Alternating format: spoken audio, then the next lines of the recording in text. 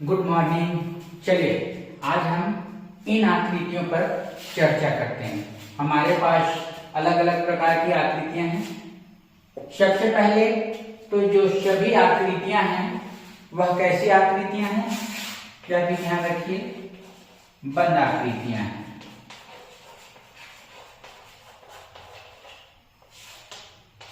कैसी आकृतियां हैं? बंद, मतलब कहीं से भी ये खुली हुई नहीं है। जैसे कि यह बंद आकृति, यह बंद आकृति में एक वर्ग है, त्रिभुज, आयत और वृत्त।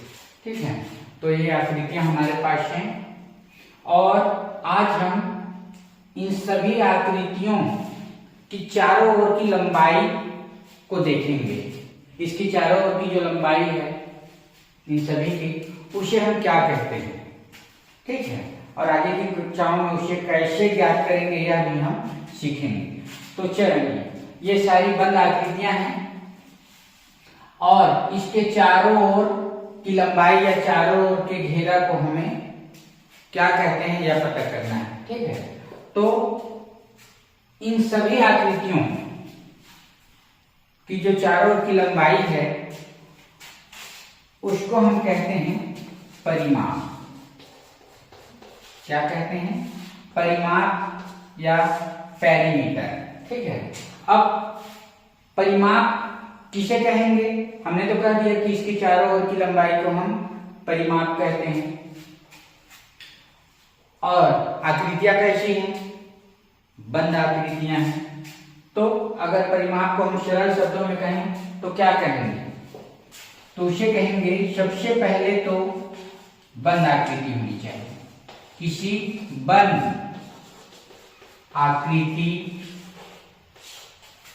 के चारों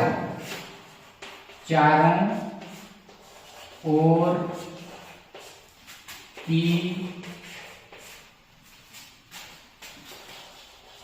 कुल लंबाई आकृति का परिमाप कहलाती है। परिमाप कहलाती है। यह है परिमाप। किसी भी, इसको भी ध्यान में रखना है, किसी भी बंद आकृति के चारों ओर की कुल लंबाई, जैसे यह बंद आकृति है तो इसके चारों ओर की कुल लंबाई उसका क्या कहलाएगी? परिमाप।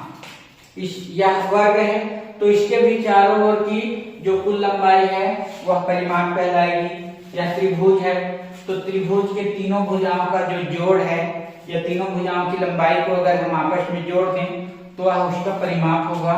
यह आयत है, इसके भी चारों ओर की, और वृत्त, तो वृत्त के भी चारों ओर की जो कुल लंबाई है उसे हम क्या कहेंगे?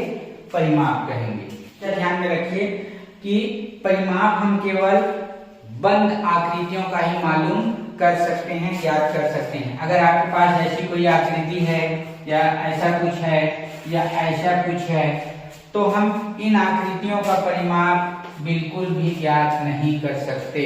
क्यों नहीं ज्ञात कर सकते? तो उसका उत्तर है क्योंकि यह सब खुली आकृतियां हैं और हम केवल और केवल बंद आकृतियों का ही परिमाप ज्ञात करते हैं। हाँ, इनकी हम लंबाई बता सकते हैं कि यह कितनी लंबी है, लेकिन हम उसे परिमाप नहीं कहेंगे। परिमाप केवल और केवल हम बंद आकृति का ही मालूम कर सकते हैं। वह बंद आकृति कैसी भी हो,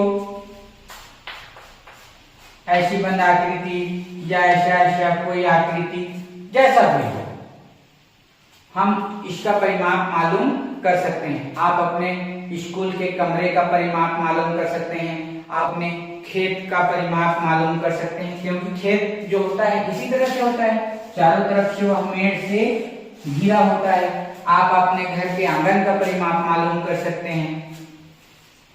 हम इस पुस्तक का परिमाप मालूम कर सकते हैं कि इसकी चारों ओर की जो कुल लंबाई है उसको जोड़ लें तो वह उसका क्या होगा? परिमाप होगा। तो हमें हमेशा ध्यान रखना है कि परिमाप केवल और केवल बंद आकृति का ही हम मालूम कर सकते हैं। और परिमाप का एक साधारण सा परिभाषा ये है कि किसी बंद आकृति, इनमें से कोई सा भी बंद आकृति के चारों ओर की कुल लंबाई को हम परिमाप कहते हैं। अगली कक्षा में हम त्रिभुज, वर्ग, आयत इन सभी के परिमापों पर हम चर्चा करेंगे।